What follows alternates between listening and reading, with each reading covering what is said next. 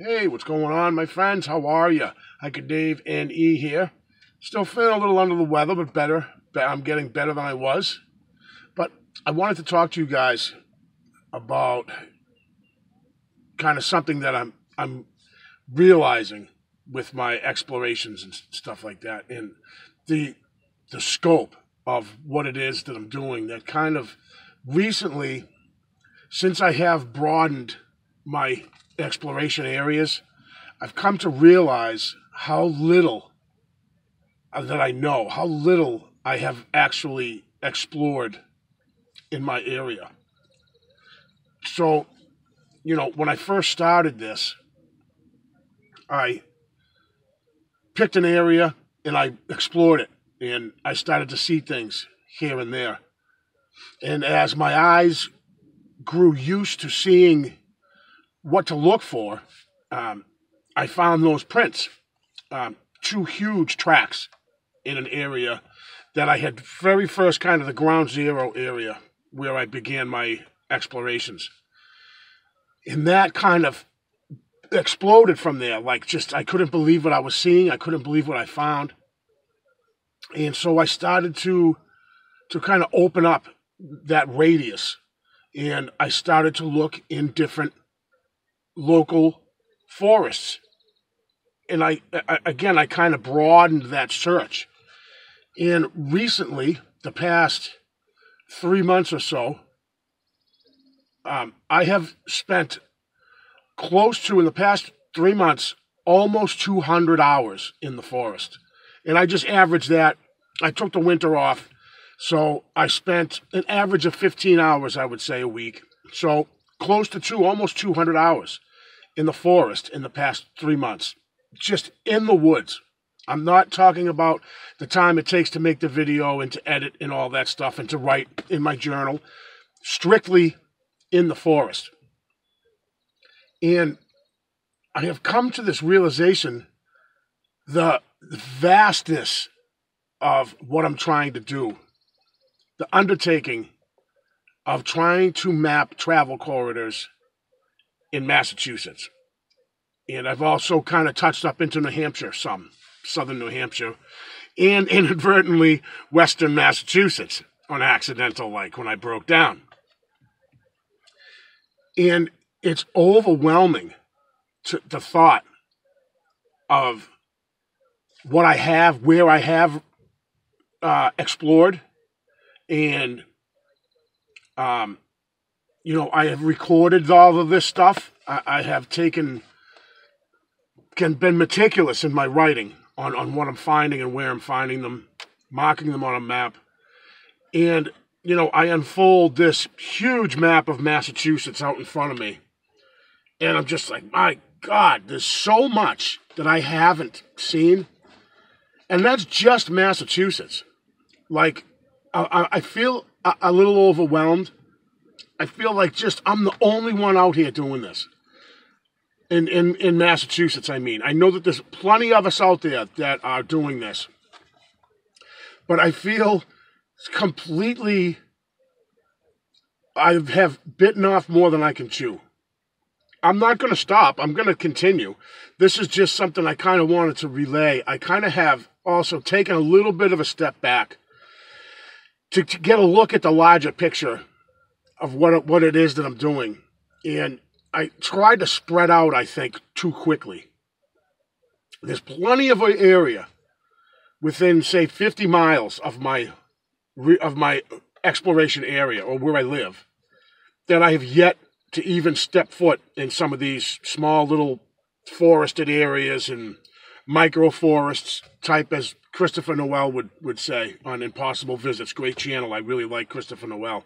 And he did a whole lot of work on these micro-forests, these small forested areas that have sign, that have tree breaks and asterisks and these teepee-type structures, and sign of Sasquatch having passed through the area or using that area to hunt or whatnot and what have you.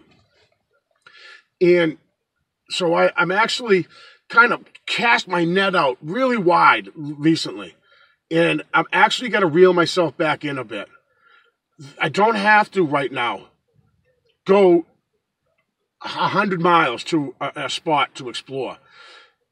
It's hard to explain, to put it in kind of words, but you know, if you're looking for a needle in a haystack, right?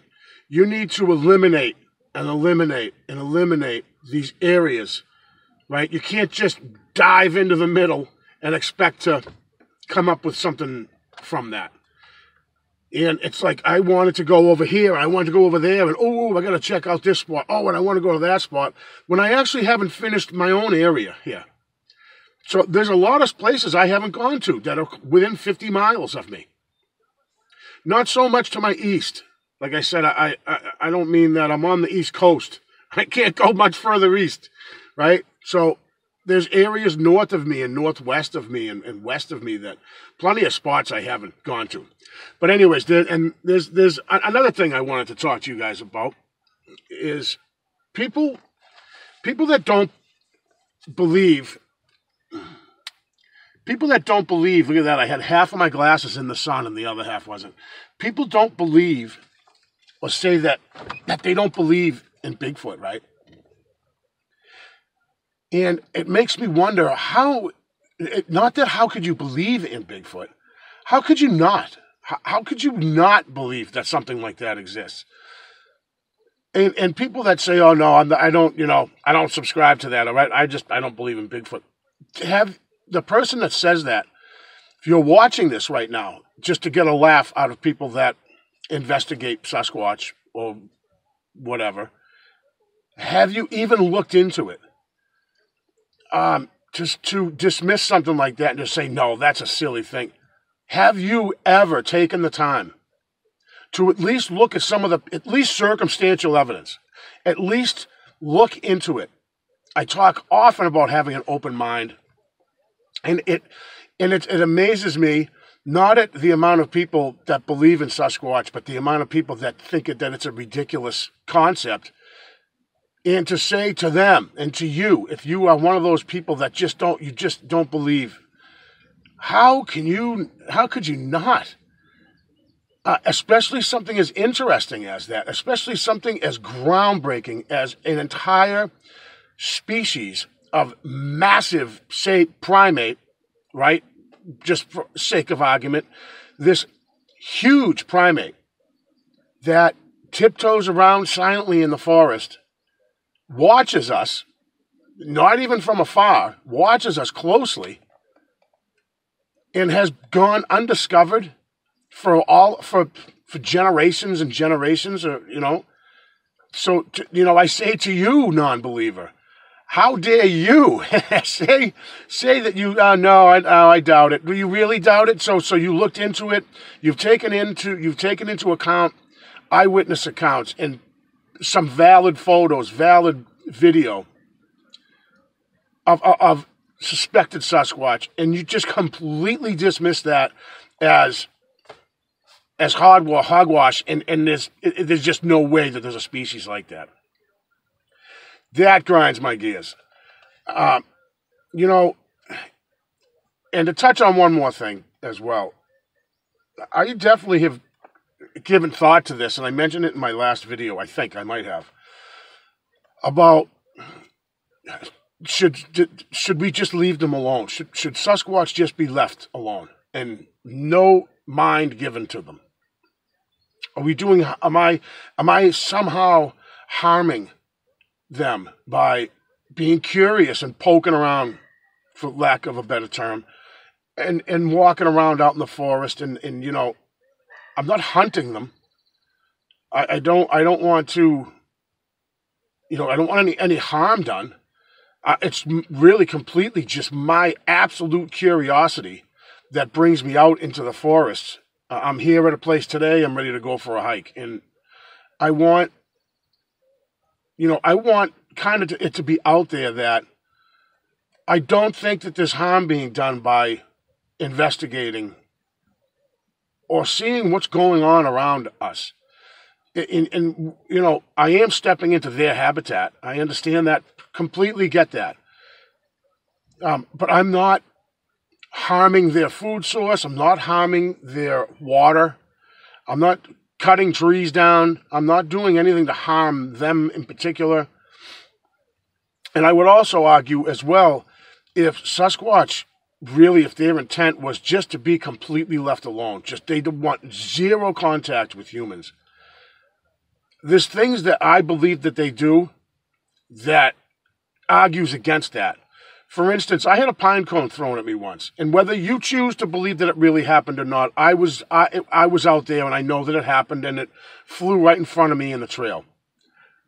However that happened, however that pine cone came to be across my trail, maybe it fell, I don't know, I explained it in the video, there was no trees overhead, it didn't fall gravity style, it came across the front of me. Anyways, I believe that it was thrown at me. There are other eyewitness accounts of pebbles being thrown, rocks being thrown at tents, the Sasquatch slapping the side of cabins, peeking in windows. You know what I mean? If they wanted to be, just leave me alone, if they had that attitude of we are nothing but just a pain in the ass to them, they wouldn't do these things. They wouldn't reach out in these very subtle ways.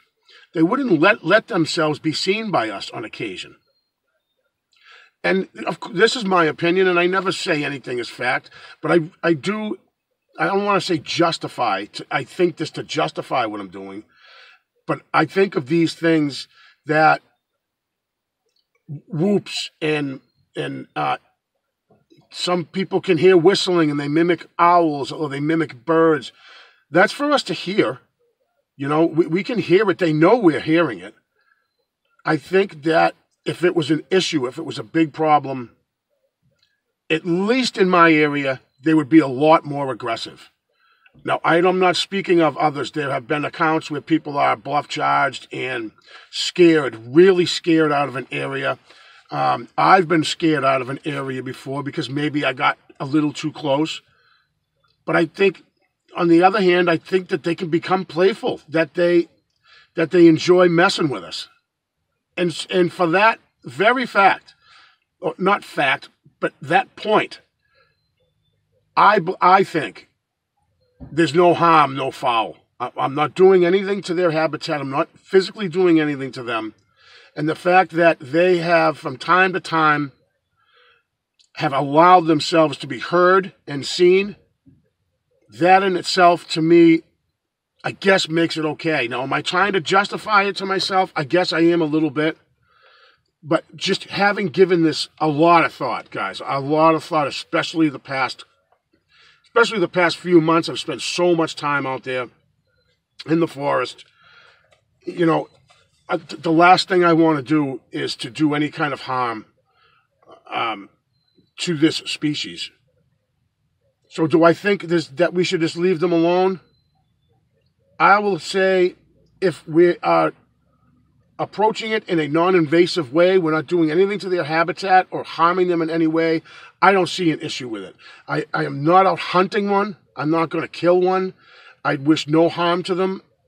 And I think that there's no problem with that. I think as long as we keep that in mind, that we are in their backyard, so to speak, when we're out in the forest exploring.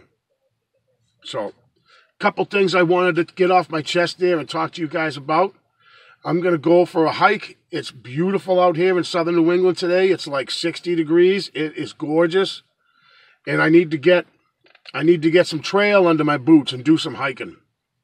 Thank you very much, you guys, for coming by. I do appreciate it. And you'll see me on the next one.